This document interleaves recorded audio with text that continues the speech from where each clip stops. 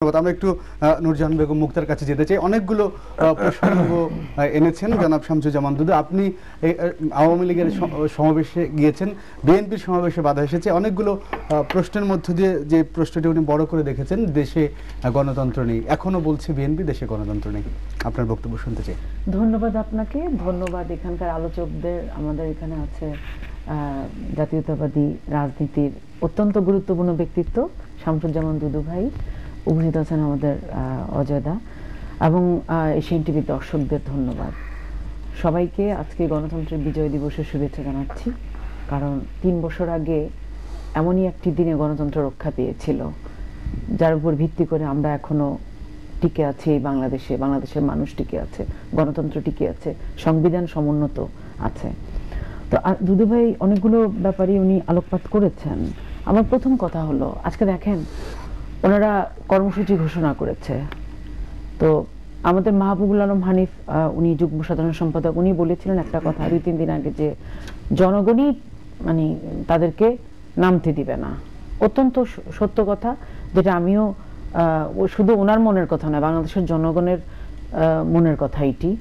কারণ আমরা দেখেছি বিএনপি যে আন্দোলনের নামে সেই বিশেষ করে নির্বাচনের আগে পরে 2014 সালের এবং 1 বছর পূর্তিতে 4 জানুয়ারি 2015 থেকে যে সহিংস আন্দোলন শুরু করেছিল, এবং আমি যদি ভুল না করি আজ পর্যন্ত কিন্তু আপনাদের দুদু ভাই, আপনাদের সেই অবরোধ এখনো কিন্তু প্রত্যাহার করা হয়নি, এটি কিন্তু এখনো বহাল আছে।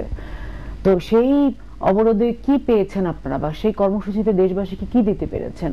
কিছু লোকজন পুড়ে অঙ্গার হয়েছে, কিছু লোক মৃত্যুর শিকার হয়েছে, কেউ দগ্ধ হয়েছে, কেউ পঙ্গু হয়েছে, রাষ্ট্রীয় সম্পদ ধ্বংস হয়েছে, কিন্তু দেখেন আর কারো কিন্তু কিছু হয়নি। তাহলে এই যে অভিযানটা ছিল, এই যে আপনাদের কর্মসূচি ছিল, সেগুলো কিন্তু জনগণের উপর দিয়ে গিয়েছে। জনগণই কিন্তু ভিক্টিমাইজড হয়েছে, যারা কিনা হয়তো বাদুরঝোলা বাসে করে মানে যায় নিজের আয় রোজগার করার জন্য, বা মজুর খাটে, অথবা 9টা-5টা অফিস করে, এরকম সাধারণ লোকজনই কিন্তু শিকার হয়েছে। অর্থাৎ তারা দেখেছে যে আমাদেরকে বলির পাঠা করে, যে মানে আমাদেরকে বলির পাঠা করে ক্ষমতায় যাবে, এরকম সহিংস আন্দোলনের মাধ্যমে আমরা বলির পাঠা হব, এটা তো কখনো হতে পারে না। অতএব এই সহিংস আন্দোলন বা এগুলাতে আমরা আর এভাবে আমরা কখনো নিজেদেরকে বলি হতে দিব না। কারণ চিলে কান নিয়ে গেছে একটা কথা, আগে বললে কাজ হতো, কিন্তু এখন বাংলাদেশের মানুষ আগে কানে হাত দিয়ে দেখে যে কানটা যথাস্থানে আছে কিনা। সেই হলো এক। আরেকটা হলো, বিএনপি যতই আন্দোলনের কথা বলুক, আন্দোলনের তারা কোনো সুবিধা করতে পারবে না। কারণ বিএনপি নিজেই কিন্তু এখন সাংগঠনিকভাবে অগোছালো, যেটা আমি মনে করি অনেকে স্বীকার করবে।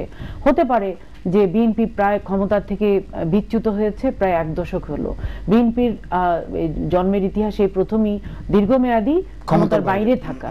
তো সেই ক্ষেত্রে দলও কিন্তু সাংগঠনিকভাবে অনেক অগোছালো। আপনি জানেন 2-3 দিন আগে যদি আমি ভুল না করে থাকি, জাতীয়তাবাদী ছাত্র দলের একটা প্রোগ্রামে ওনাদের চেয়ারপারসন গিয়েছিলেন। তখন জাতীয়তাবাদী ছাত্র দলের যে যারা ছাত্ররা, তারা স্লোগান দিয়েছিল, খালেদা জিয়ার ভয় নাই, রাজপথ ছাড়ি নাই। তখন উনি বলেছিলেন, ভুল, তোমাদেরকে তো রাজপথে দেখিনি, তোমরা কেন, তোমাদের অনেক কেন্দ্রীয় নেতাকে আমি আন্দোলনের সময় পাইনি।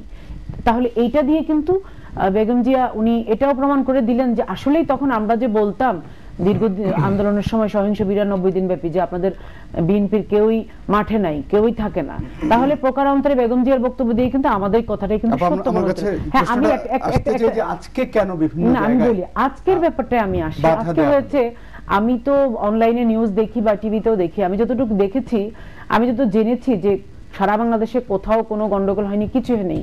ওনারা কি একটা কালো পতাকা দিবস ঘোষণা করেছে, সেটাতে আমাদের বাধা দেওয়ার প্রশ্নই আসে না। তো বরিশালে আমি একটা যেটা জেনেছি একদম প্রত্যক্ষদর্শীর কাছ থেকে, সেটা হলো বরিশালে সদর রোডে ওনারা মিছিল করবেন, প্রস্তুতি নিচ্ছেন। তো যেহেতু আমাদের বাংলাদেশ আওয়ামী লীগের আজকে কর্মসূচি আছে, আমরা আমাদের কর্মসূচি করছি। পরে ওনারা ওনাদের কর্মসূচি সভাস্থল থেকে বোতল ছুড়ে মেরেছে ছাত্রলীগ, যুবলীগের, আওয়ামী লীগের লোকদের উপরে, এটা জেনেছি। তাহলে দেখেন ইস্যু কারা তৈরি করতে চায়, যেখানে প্রত্যক্ষদর্শী তারাই, তাদের থেকে শোনা এটা, কারা ইস্যু চায়।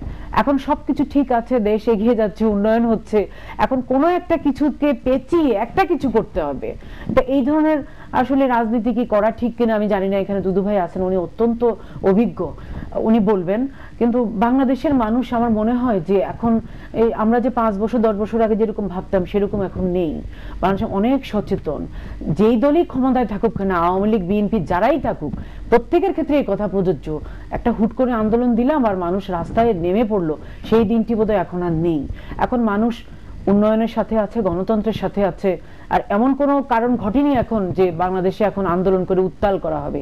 বিএনপি একটি আন্দোলন করার চেষ্টা করা হয়েছিল, সেই আন্দোলনের ফসল বিএনপি ঘরে তুলতে পারেনি। এখন বিএনপির উচিত হবে যে ঠিক আছে 2019 সাল পর্যন্ত অপেক্ষা করা, জনগণের কাছে যাওয়া, জনগণের শিরা উপশিরা উপলব্ধি করা, যেন তারা পরবর্তীতে নির্বাচনে অংশ নিতে পারে, 2019-এ আবার যেন ক্ষমতায় আসতে পারে। এখন মনে হয় বিএনপির এটি সবচেয়ে বেশি করা উচিত। জি, আপনাকে ধন্যবাদ।